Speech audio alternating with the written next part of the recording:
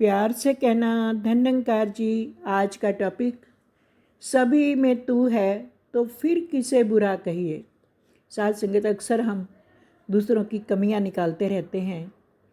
फलाना इतना बुरा है, वो ये करता है, क्योंकि हमने ज्ञान का दर्पण तो सतगुरु से लिया है, लेकिन उस आईने को हम साफ नहीं करते, हम उसको देखते नहीं हैं और दूसरों की कमियां निहारते रहते हैं। ज्ञान का दर्पण ले सतगुरु से, आत्मा को देखेगा। जब इस आत्मा को देखेगा तो ये सभी के अंदर विराजमान है। कण कणवासी सर्वनिवासी नाम तेरा निरंकार है। सबसे पहले तू था, तुझसे उपजा कुल संसार है। तो सब में तू है तो फिर मैं किसे बुरा कहूँ। साथ संगत, बुरा जो देखन मैं गया, बुरा न मिलया कोई। जो मन खोजा आपना, मुझसे बुरा ना कोई।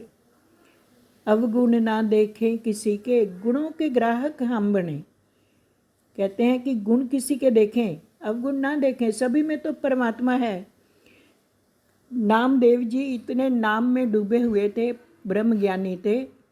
परमात्मा के दर्शन हर चीज़ में करते थे, चर अचर में, सभी जीवों में। कुत्ता आया है, रोटी पका रहे हैं और उठा के भाग रहा है, उसके पीछे घी का कटोरा लेके भाग रहे हैं।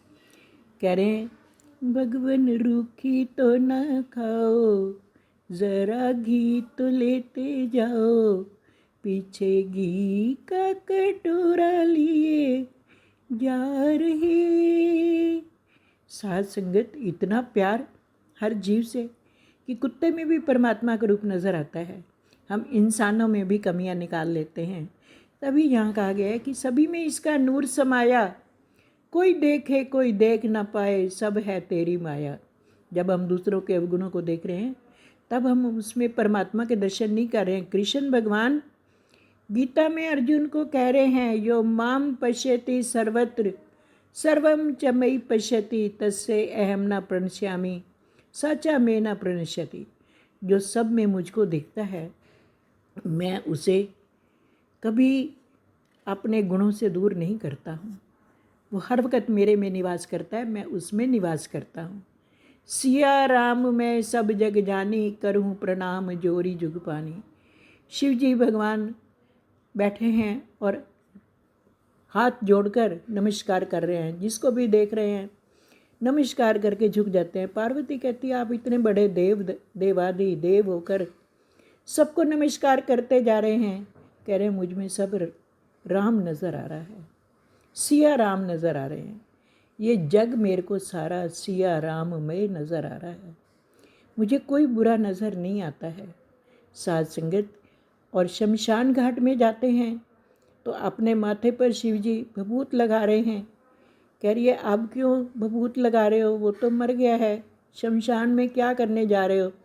कहते मैं यहाँ इसलिए आता हूँ क्योंकि जो भी राम का नाम लेता है, उस एक बार जो राम का नाम लेता है उसे सहस्त्र बार सिमरन करने की शक्ति मिलती है।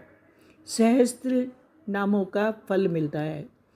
ये जितने भी लोग जाते हैं मुर्दे को छोड़ने के लिए, ये सब कहते हैं राम नाम सत्य है, राम नाम सत्य है। इसलिए मैं इनके पीछे पीछे चलता हूँ, इनकी आवाज़ सुनता हूँ, मेरा मन शांत हो जाता है। तो आप भभूत क्यों लगाते हैं। कहते हैं मेरे को वो भी राम की वजह से भभूत लगाता हूँ। ये जीव जो गुजरा है, इसकी वजह से ये लोग इकट्ठे हुए, इन्होंने उस वजह से राम नाम सत्य बोला। मेरी धुनी जो इनकी थी वो मेरे कानों में पड़ी, और राम नाम की तो महिमा भारी है। तो मुझे कोई भी बुरा नज़र नहीं आता, मुझे सारा संसार अपना नज़र आता है।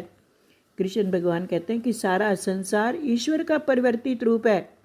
सारा संसार मणियों की भांति मुझ में गुथा हुआ है।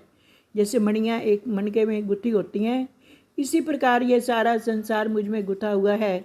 सारा संसार मुझ में निवास करता है, मैं इस संसार में निवास करता हूँ। साथ संगत जी, सारा संसार इस रचनहार की रचना है। जहाँ जहाँ रचना है वहाँ वहाँ ये परमात्मा बसा हुआ है।